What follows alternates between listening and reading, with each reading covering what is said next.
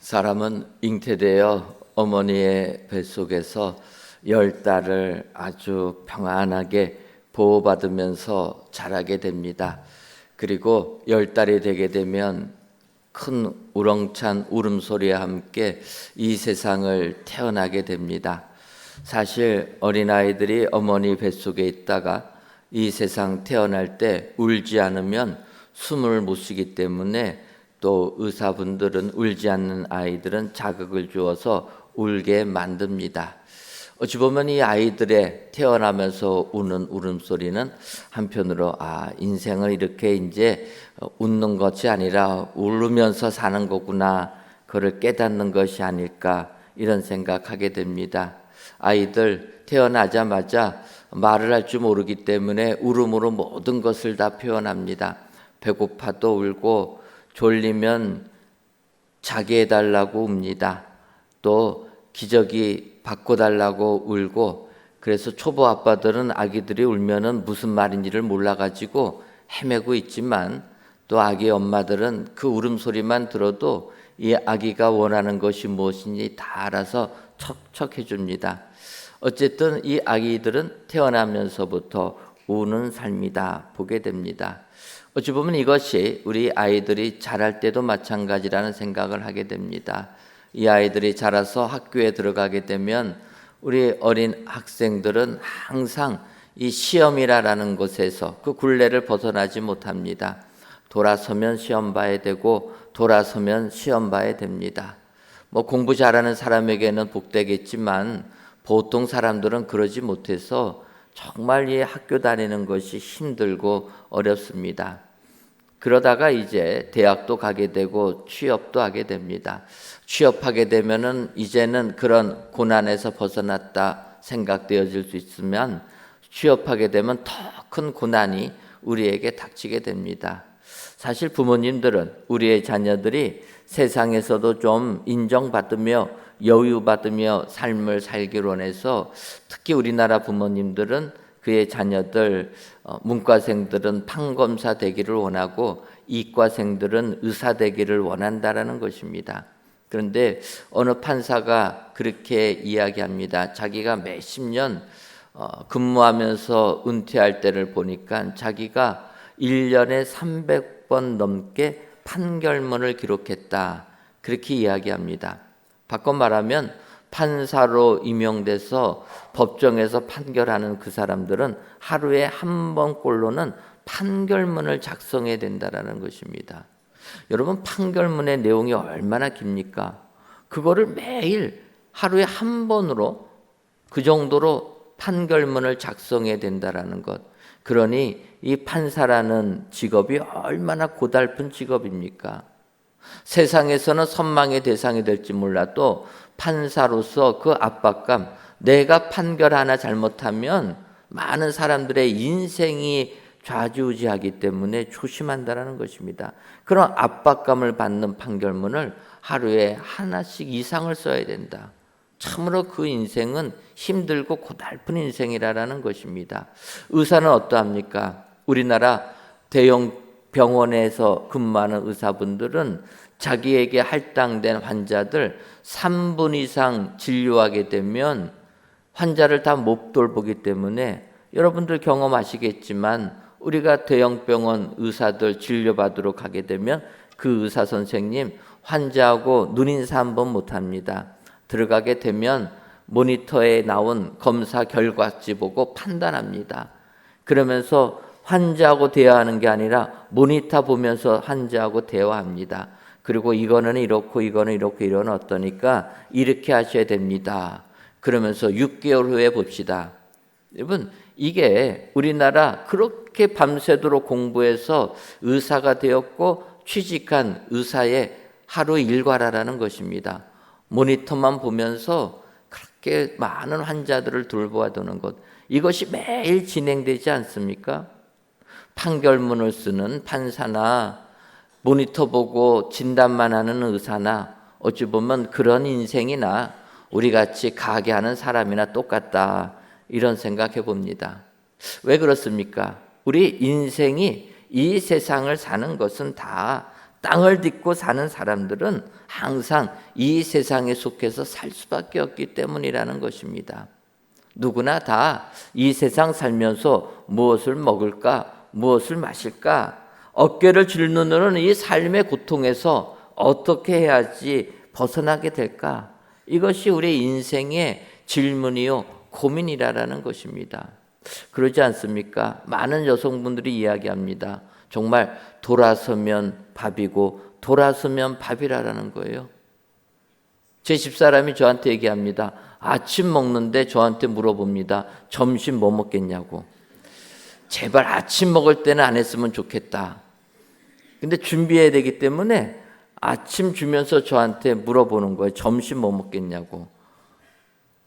우리 사람 사는 것은 이렇게 매일매일 무엇을 먹을까에 우리의 모든 관심이 쏠려서 그렇게 살 수밖에 없는 게 우리의 인생이라는 것입니다. 그런데 이런 인생은 2000년 전 예수님이 오셨을 때도 마찬가지라는 것입니다. 예수님 온 인류를 구원하기 위하여 하나님의 아들임에도 불구하고 육신을 입고 이 땅에 오셨습니다. 그리고 이 땅에 오신 예수님 천국 복음을 세상에 선포하셨습니다. 마가복음을 보게 되면 주님이 이 땅에 오셔서 때가 찼고 하나님의 나라가 가까이 왔으니 회개하고 복음을 믿으라. 천국 복음을 선포하셨습니다. 예수님께서 이렇게 천국 복음을 선포하심에도 유대인들 그 복음 받아들이기보다는 이 세상에서 예수님이 우리를 해방시켜줄 그때가 언제인지 거기에 더 관심이 있었다라는 것입니다. 주의 제자들도 마찬가지입니다. 예수님께서 제자들을 부릅니다. 내가 너희를 사람 낚는 어부가 되게 하리라.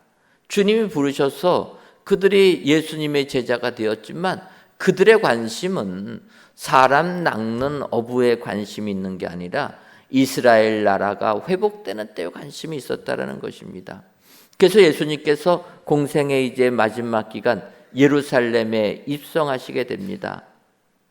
그때 제자들은 드디어 예수님이 로마의 압제를 물리치고 이스라엘 나라의 왕으로 등극하는 때다.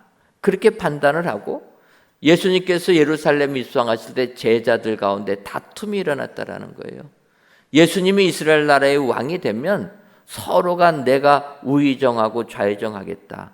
다퉜다라는 것입니다. 그 다툼 속에서는 야고보와 요한의 어머니까지 끼어듭니다. 그래서 그들은 이 세상에서 얼마나 높은 위치에 갈 것인가 거기에만 관심이 있었다라는 것입니다. 예수님께서 예루살렘에 입성하시고 나서 십자가에 못 박혀 돌아가십니다. 그때 제자들은 자기들이 꿈꿨던 게 산산조각 나는 것을 느끼면서 베드로 부인하지 않습니까? 예수님 저주까지 합니다. 그들은 그때 그들의 생각을 포기했습니다. 이렇게 포기됐었으면은 이제는 세상적인 의미가 아니다 깨달을 만한데 3일 만에 주님이 부활하시니까 다시 옛날로 돌아갔다라는 거예요. 다시 예수님 부활하시니까 부활하신 예수님 만나고 나서도 이스라엘 나라의 회복할 때를 묻는다라는 것입니다. 그것이 오늘 사도행전 1장 6절부터 나오는 내용입니다. 예수님 부활하신 다음에 그의 제자들과 40일 동안 나타나 보이시면서 함께 하십니다. 그리고 사도행전 1장에서 이제 내가 너희들에게 성령 세례를 베풀 것이다. 성령을 기대하라.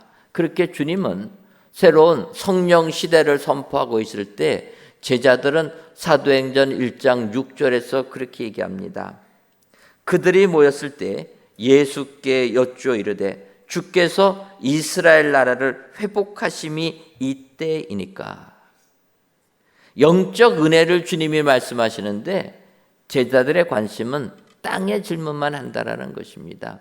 예수님께서 이 세상의 왕으로 오실 이스라엘 나라를 회복하실 때가 이때이십니까? 그렇게 질문합니다. 그때 예수님께서는 때와 시기는 너희가 알 바가 아니요. 그리고 이제 사도행전 1장 8절에서 오직 성령이 너희에게 임하시면 너희가 권능을 받고 예루살렘과 온 유대와 사마리아와 땅끝까지 이르러 내 증인이 되리라 하시니라. 우리가 너무나도 잘 알고 있는 8절 말씀을 하신다라는 것입니다. 저는 성령 강림주의를 맞이하면서 진정 우리에게도 이런 은혜가 있기를 소원합니다. 우리가 예수님 믿는다고 해서 교회 생활하고 믿음 생활하지만 한편으로는 아직도 한쪽 발은 세상에 내딛고 한쪽 발은 신앙에 내딛는 이 줄 사이에 끼어서 방황하는 그런 삶은 아닐까. 마치 주의 제자들이 예수님 승천하실 때조차도 이스라엘에 회복할 때가 이때입니까? 세상적 질문하는 그들처럼 우리들도 땅에 발을 딛고 산다는 그 이유 하나만 가지고 아직도 땅의 삶을 살고 있지는 않은가? 오늘 주님이 말씀하십니다. 오직 너희에게 성령이 임하면 우리는 이런 땅의 삶을 사는 것이 아니라 영적인 삶을 살게 될 줄 믿습니다. 오늘 예수님께서 하시는 이 말씀 가지고 여러분들 오직 성령이 여러분들 가운데 충만하셔서 영적인 삶, 이 땅의 삶이 아니라 거룩한 삶을 사시는 은혜의 모든 성도님들 되시기를 주님의 이름으로 축원합니다. 그렇다면 오직 성령이 우리에게 임하시면 우리는 어떠한 세상을 살게 됩니까? 먼저는 권능을 받은 세상을 살게 됩니다. 사도행전 1장 8절 상반절을 보면 오직 성령이 너희에게 임하시면 너희가 권능을 받고 이야기합니다. 이 권능이란 단어는 듀나미스라 헬라어로 이야기하면서 신체적, 지적, 영적 힘 또는 능력을 의미한다 이야기합니다. 바꿔 말하면 성령이 임하시면 우리에게 능력이 임하는 줄 믿습니다. 여러분, 능력자 된다라는 게 얼마나 큰 축복입니까? 능력 있는 건 복된 것입니다. 신체적인 능력만 좋아도 축복된 삶이라는 것입니다. 연약한 사람보다 건강한 사람이 복된 것 아닙니까? 제가 이민 목회를 할 때 저희 성도님 중에서 한 분이 계셨습니다. 그분은 치과 의사 선생님이셨습니다. 노스웨스턴 치대를 나왔습니다. 굉장히 미국에서도 유명한 그런 대학에 치과를 졸업하고 이제 치과 의사로 병원을 운영하는 분인데 그분이 그런 얘기를 합니다. 자기가 학교 생활할 때 체력이 약해서 그래서 참 스트레스를 받았다. 그분이 얘기합니다. 자기는 아무리 시험을 앞두고 있어도 하루에 3-4시간 정도 자야지만 도서실에서 공부할 때 집중력이 떨어지지 않았다라는 거예요. 하루에 여러분 3-4시간 주무시고 공부하실 수 있으십니까? 저는 그 치과 선생님 이야기를 듣는데 남의 나라 얘기 같았습니다. 근데 어쨌든 그분은 그렇게 얘기합니다. 자기는 3-4시간을 자야지만 그래도 도서실에서 집중하고 공부할 수가 있었다. 그런데 같은 학생, 그 외국인들, 서양인들을 보니까 이 사람들은 며칠을 밤을 새도 체력이 떨어지지 않는다라는 거예요. 며칠 밤새고 공부하는데도 멀쩡하게 집중해서 공부를 한다라는 것입니다. 여러분, 의과대학 공부의 양이 얼마나 많습니까? 그런데 그 서양인들은 며칠을 밤을 새도 집중력 떨어지지 않고 그냥 도서실에서 햄버거 먹으면서 공부만 한다라는 거예요. 근데 자기는 체력이 나빠가지고 하루에 3-4시간은 자야 된다라는 것입니다. 그래서 자기는 치대 교수 되는 거 포기하고 의사로 그냥 개업했다고 얘기합니다. 그 얘기를 들을 때 나는 뭔가 이런 생각이 들었습니다. 여러분, 하루에 3-4시간 자면은 집중이 됩니까? 저는 그 2배는 자야지 집중이 되는데 이분은 하루에 3-4시간만 자도 집중이 됐는데 다른 외국인에 비해서는 아니라는 거예요. 그 사람들은 며칠 그냥 밤 홀딱 새도 그래도 시험을 잘 본다라는 겁니다. 자기가 그때 이 서양인들 신체적인 조건이 이렇게 좋구나. 그러니 이들이 앞서 나가지. 그런 생각을 했다라는 것입니다. 신체적 조건 좋아도 부럽다라는 겁니다. 지적 능력이 뛰어나면 얼마나 더 부럽습니까? 지적 능력이 뛰어난 사람은 하나를 가르쳐주면 몇 개를 압니까? 하나를 가르쳐주면 10개를 아는 사람이 지적 능력이 뛰어난 사람입니다. 우리는 어떠한 사람입니까? 10개를 가르쳐주면 1개 아는 사람이죠. 10개 가르쳐주는데 10개 알면은 지적 능력 뛰어난 분이고, 저희 같은 평범한 사람은 10개 가르쳐주면 어떻게 하나나 알을까? 이런 거 아닙니까? 그런데 지적 능력 뛰어난 사람은 하나만 가르쳐줘도 10개를 안다라는 거예요. 그러니 그런 능력자들이 얼마나 귀하고 좋습니까? 그런데 우리가 이 사도행전 1장 8절을 해석할 때 많은 분들이 그래서 오직 성령이 너희에게 임하시면 너희가 권능을 받고 이런 능력자가 다 된다. 그래서 성령 충만함 받으면 완전히 우리가 새로운 사람으로 변화될 거다. 새로운 능력자가 될 것이다. 그렇게 생각되어지기 쉬운데 사실은 이 6절부터 보게 되면은 이 능력이 의미하는 게 무엇일까? 이것은 어찌 보면은 내가 예수 믿기 전의 삶과 예수 믿은 다음의 삶을 구별하는 과거를 청산하는 능력이라 저는 이렇게 바라봤습니다. 6절의 주의 제자들은 계속 땅의 질문을 합니다. 그런데 주님이 얘기합니다. 그런 거 이스라엘 나라가 회복될 이런 거는 너희가 알 바가 아니다. 그건 하나님이 정하시는 것이다. 그래 너희가 알 바 아닌 것은 알지 말으라라는 것입니다. 여러분, 주께서 알지 말라고 하는 것을 알지 않는 것이 능력이라는 거예요.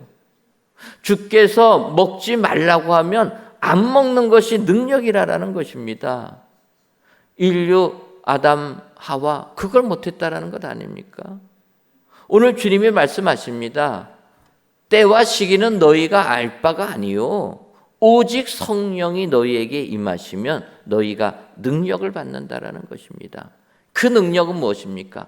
과거의 삶에서 성령 충만한 삶으로의 새로운 출발을 하는 능력이 되는 줄 믿습니다. 지금도 예수님 믿으면서 과거를 청산하지 못하지 않습니까?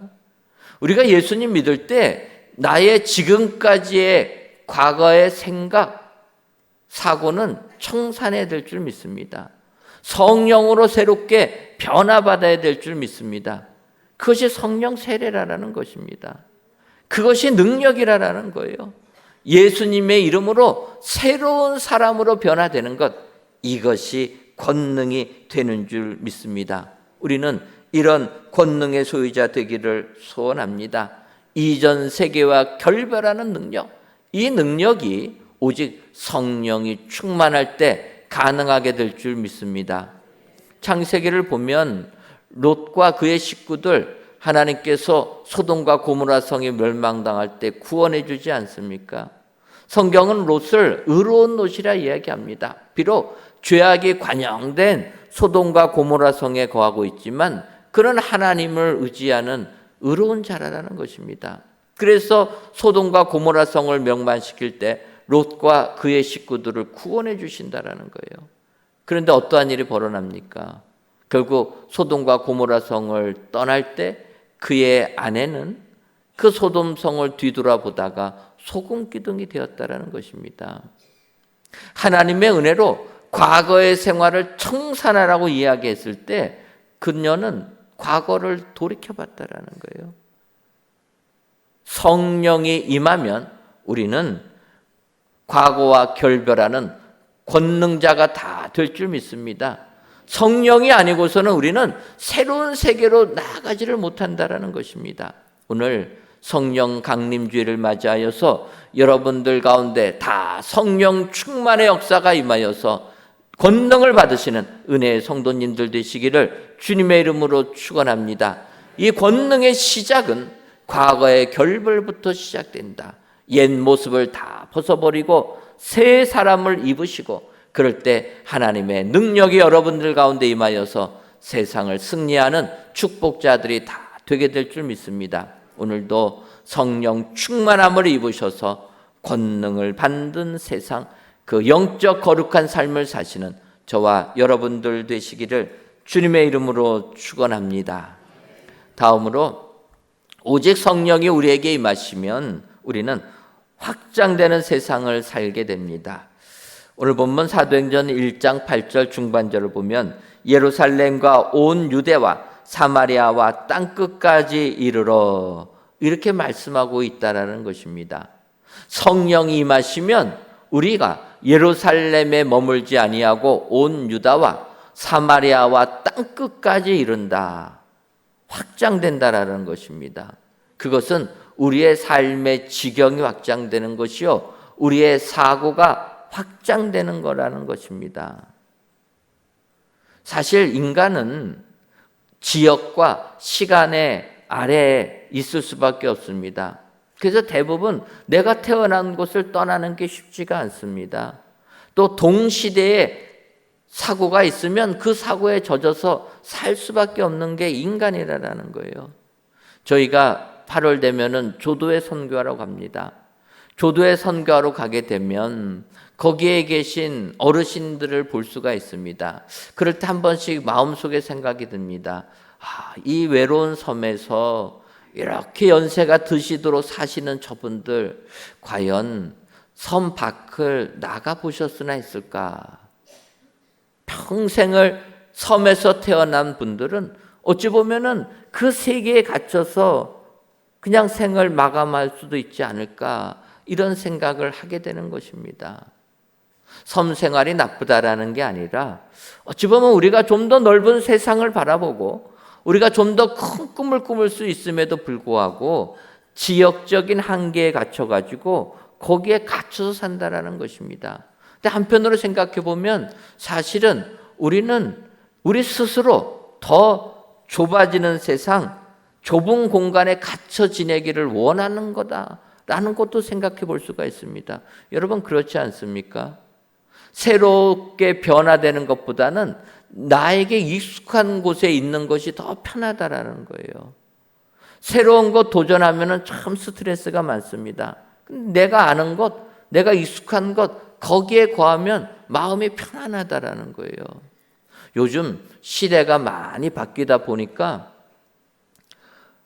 은행업을 볼 적에도 다 이제는 스마트폰으로 합니다. 그런데 연세 드신 분들은 은행을 볼 때 어떻게 하십니까? 은행을 가야 되는 거예요. 통장에 내가 저금한 돈이 찍혀 있어야지만이 내 돈인 겁니다.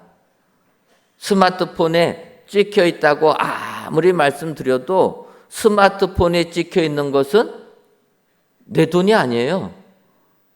그리고 어떻게 합니까? 은행에 가서 통장에 찍혀 있는 걸 봐야지만 되는 거예요. 그래서 지금 여러분 은행에 가게 되면은 은행에 가면은 1시간 이상씩 기다려야 됩니다. 왜 그렇습니까? 젊은이들은 은행을 잘 안 옵니다. 그런데 어떤 분들이 갑니까? 연세 드신 분들이 직접 눈으로 보기 위해서 은행 창구를 가는 겁니다. 그러니 연세 드신 분들이 이해하는 게 얼마나 어렵습니까?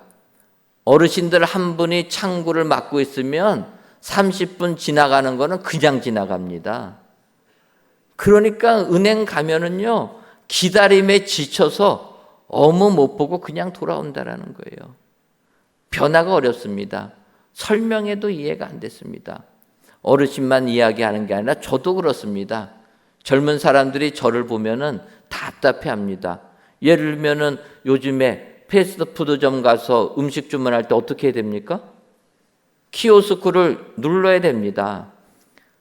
안 해봐가지고요, 저도 그런 게 있어서 신기하다 해가지고 누르다 보니까 잘못 눌렀습니다. 그럼 어떻게 됩니까? 다시 처음으로.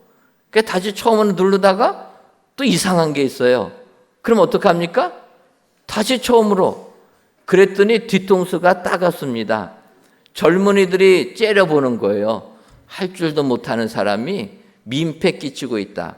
제가 한 3번 하다가 포기하고 젊은 분들 먼저 하라고.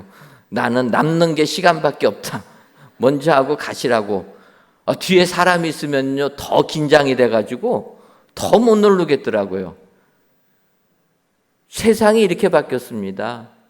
이런 바뀐 세상에서 우리가 제대로 산다라는 게 어렵다라는 거예요. 자꾸 옛날식이 좋습니다. 저도 창구에 사람 있는 게 좋고 음식 주문할 때도 사람이 주문받는 게 훨씬 좋습니다.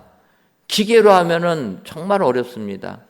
세상이 바뀌는데 바뀌는 세상에 가기가 싫다라는 거예요. 그런데 오늘 얘기합니다. 그것은 우리만 아니라 2000년 전에 이스라엘 백성도 마찬가지라는 거예요. 예수님께서 온 일을 구원하기 위해 이 땅에 오셔서 천국 복음을 선포하십니다. 주님 이 땅에 오셔서 죄인들의 친구가 되시고 안식일에도 병자를 고쳐주십니다. 그때 유대인들은 율법에 사로잡혀 있습니다. 수천 년 전에 주셨던 율법, 거기에 사로잡혀서 변화를 싫어하는 겁니다. 주님께 이야기합니다. 왜 안식일을 어기며 병자를 고칩니까? 다른 날에도 병자 고치면 되지 않습니까? 그들은 예루살렘 성정 중심에 유대인 중심의 사고에 갇혀 있었다라는 거예요. 예수님께서 사마리아 땅을 가면서 사마리아 여인을 전도할 때 그들은 싫어했다라는 것입니다. 왜 신앙을 버린 혼혈족들을 구원하느냐? 그런데 예수님은 이야기하시는 겁니다. 사마리아를 넘어 땅 끝까지 너희들이 이르게 될 것이다. 여러분, 우리의 사고가 넓혀지는 것이 축복인 줄 믿습니다. 그런 의미에서 우리 은혜광성교회는 축복받은 교회인 줄 믿습니다. 왜 그렇습니까? 우리 교회는 출발한 지 7년밖에 안 된 교회라는 거예요. 모든 것이 변화를 원하고 변화되는 교회라는 것입니다. 처음 출발하는 교회입니다. 이렇게 우리가 믿음의 세계, 영적 세계를 넓혀 나갈 때 하늘의 축복이 임하게 될 줄 믿습니다. 이것은 오직 성령이 임해야 된다. 여러분, 오늘도 그래서 성령 임하시기를 기도하시는 여러분 되시기를 주님의 이름으로 축원합니다. 성령이 임하시게 되면 우리는 더 넓은 영적 확장되는 세상을 살게 된다. 오늘도 편협한 사고에 갇혀 지내는 과거에 매여 있는 삶이 아니라 성령 충만하여 영적인 세상에 거하시는 은혜의 모든 성도님들 되시기를 주님의 이름으로 축원합니다. 마지막으로 오직 성령이 우리에게 임하시면 우리는 증인이 되는 세상을 살게 됩니다. 사도행전 1장 8절 하반절을 보면 내 증인이 되리라 하시니라. 성령이 충만하면 우리는 예수님의 증인이 다 되게 될 줄 믿습니다. 증인이 되기가 어려운 것은 증인이 되면 그만큼 핍박이 있기 때문이라는 거예요. 그래서 증인이라는 헬라어 마르티스라는 단어에서 순교자, 마터가 나오게 됐다라는 것입니다. 왜? 증인이 되다 보면 순교까지 당하기 때문이라는 겁니다. 예수님의 사도들이 다 그렇지 않습니까? 예수님의 사도들이 주의 복음 증거하다가 다 순교의 잔을 마셨다라는 거예요. 야고보서를 기록한 예수님의 친동생 사도 야고보, 그는 성전 꼭대기에서 떨어져서 그래서 죽임을 당했다라는 것입니다.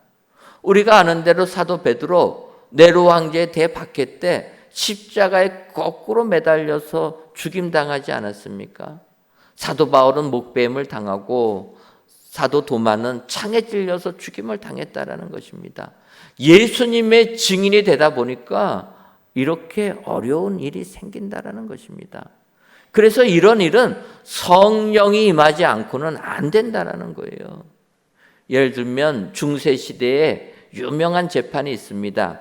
그것은 신학과 과학이 부닥치는 재판인데 갈릴레오 갈릴레이의 종교 재판이라는 것입니다. 갈릴레오 갈릴레이가 그 당시 많은 사람들, 특히 교회에서는 천동설을 주장합니다. 지구를 중심으로 태양이 돈다. 그런데 이 과학자 갈릴레오가 연구를 하다 보니까 태양이 지구를 도는 게 아니라 지구가 태양을 도는 것이다. 지동설을 주장합니다. 그때 교황청에서 경고합니다. 이런 거 주장하지 말아라. 우리 신앙과 어긋나니까 주장하지 말라. 그때 과학자 갈릴레오는 그 지시에 따릅니다. 내가 주장하지 않겠습니다. 그럼에도 불구하고 이제 과학자적인 양심이 있다 보니까 우회적으로 표현을 합니다. 우회적으로 표시를 하는 거예요. 그것이 교황의 귀에 들어가게 됩니다. 교황이 종교 재판을 열어버리고 갈릴레오에게 이렇게 얘기합니다. 너는 종신 가택연금을 당해라. 집 밖에 나가지 말라라는 거예요. 3년 동안 고해 성실을 암송하라고 얘기합니다. 그리고 너는 죽어서도 묘지도 만들지 말고 비석도 세우지 말라라는 거예요. 어쨌든 목숨은 살려주지만 가택연금형에 처했을 때 갈릴레오가 풀려나게 됩니다. 그러면서 이제 우리가 잘 아는 그가 그 재판에서 나오면서 뭐라고 얘기합니까? 그래도 지구는 돈다. 그렇게 알려져 있습니다. 그런데 갈릴레오를 연구하는 수많은 학자들은 그 말은 사실이 아닐 거라 얘기합니다. 왜냐하면 이렇게 자기의 소신을 굽혔던 살교하여서 소신을 굽혔던 갈릴레오가 아니 어떻게 감히 법정 나오면서 그래도 지구는 돈다 이런 말 했겠냐 이겁니다. 아니라라는 거예요. 후대 사람들이 그를 높이기 위해서 붙인 말이라 이렇게 얘기합니다. 과학의 한 획을 그었던 갈릴레오도 그 재판 앞에서는 자기의 소신을 굽혔다라는 거예요. 여러분, 예수님의 증인의 삶을 산다라는 것은 그래서 오직 성령이 임하지 않고서는 살 수 없다라는 것입니다. 세상의 위협에 우리는 굴복할 수 없기 때문에 성령이 임한 사람만이 우리가 복음을 증거하고 예수의 증인이 될 수 있다. 바라기는 오늘 성령 강림절에 귀한 예배를 드리신 저와 여러분들이 성령 충만하여서 예수님 증인 되시는 은혜의 성도님들 다 되시기를 주님의 이름으로 축원합니다. 스테반 집사님 7 집사로 피택될 때 성령과 지혜가 충만하여 칭찬받는 사람이라 이렇게 얘기합니다. 그가 성령이 충만하여서 주의 복음 증거하고 순교의 잔을 마시게 되었다. 성령 충만할 때 성령이 임할 때 우리가 주의 증인이 될 수 있다는 것 기억하시고 오늘도 성령 충만함으로 예수님을 증거하시는 증인된 삶을 사시는 저와 여러분 되시기를 주님의 이름으로 축원합니다.